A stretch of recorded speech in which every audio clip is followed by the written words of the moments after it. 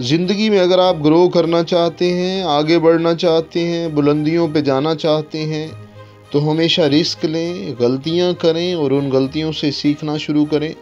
تکلیفیں آپ کو مضبوط بناتی ہیں، آپ کی ہمت کو زیادہ کرتی ہیں، اس لیے آپ کی زندگی میں اگر مشکلات آئیں، تکلیفیں آئیں تو گھبرائیے گا مت، ایک قدم آگے لیجئے گا، آگے بڑھیے گا تاکہ آپ کچھ نیا اور بڑا کر سکیں۔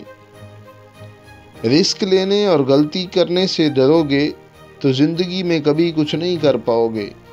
زندگی میں اگر آپ رسک لینے سے ڈرتے رہے، آپ کبھی بھی عظیم انسان نہیں بن پائیں گے۔